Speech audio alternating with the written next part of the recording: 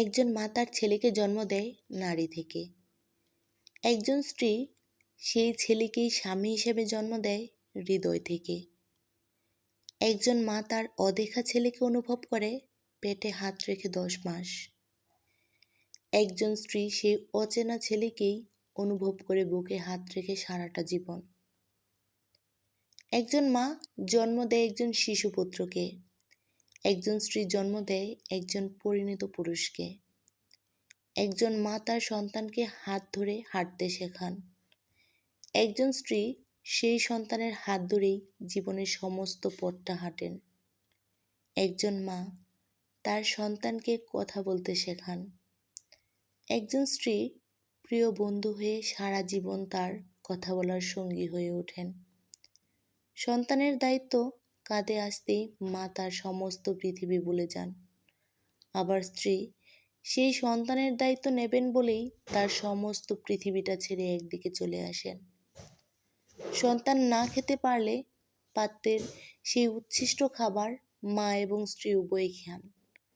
আবার সন্তান এবং স্বামীর মঙ্গল কামনা মা এবং স্ত্রী দুজনেই করে থাকেন। সন্তানকে বড় করেও সন্তানের থেকে প্রতিটা মাকেই আঘাত পেতে হয়।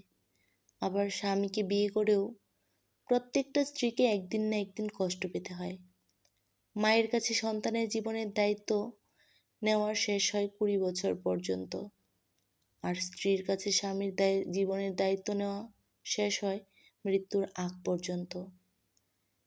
মায়ের কোল হলো সেই কোল যেখানে সন্তান জন্ম হয় এবং প্রথম বিছানা। স্ত্রীর কোল হলো সেই কোল যেখানে স্বামী মৃত্যুর আগ পর্যন্ত থাকেন, অর্থাৎ শেষ বিছানা।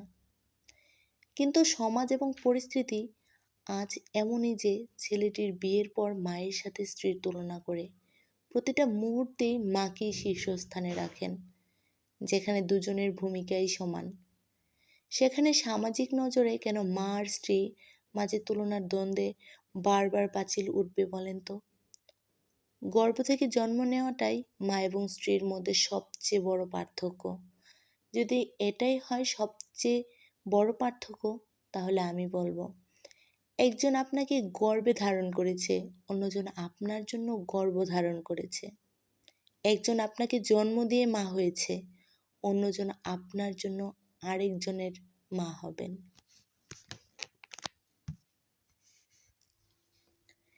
একজন মা তার ছেলেকে জন্ম দেয় নারী থেকে। একজন স্ত্রী সেই ছেলেকেই স্বামী হিসেবে জন্ম দেয় হৃদয় থেকে। একজন মা তার অদেখা ছেলেকে অনুভব করে পেটে হাত রেখে 10 মাস। একজন স্ত্রী সেই অচেনা ছেলেকেই অনুভব করে বুকে হাত রেখে সারাটা জীবন।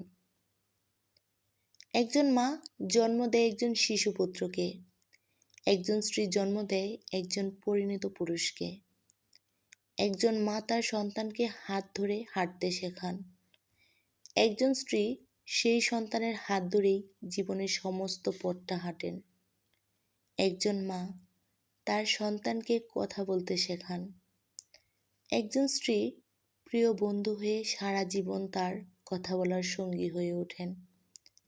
সন্তানের দায়িত্ব কাঁধে আসতেই মা তার সমস্ত পৃথিবী ভুলে যান। আবার স্ত্রী সেই সন্তানের দায়িত্ব নেবেন বলেই তার সমস্ত পৃথিবীটা ছেড়ে একদিকে চলে আসেন। সন্তান না খেতে পারলে পাত্রের সেই উচ্ছিষ্ট খাবার মা এবং স্ত্রী উভয়ই খান। আবার সন্তান এবং স্বামীর মঙ্গল কামনা মা এবং স্ত্রী দুজনেই করে থাকেন। সন্তানকে বড় করেও সন্তানের থেকে প্রতিটা মাকেই আঘাত পেতে হয়। আবার স্বামীকে বিয়ে করেও প্রত্যেকটা স্ত্রীকে একদিন না একদিন কষ্ট পেতে হয়। মায়ের কাছে সন্তানের জীবনের দায়িত্ব নেওয়ার শেষ হয় 20 বছর পর্যন্ত,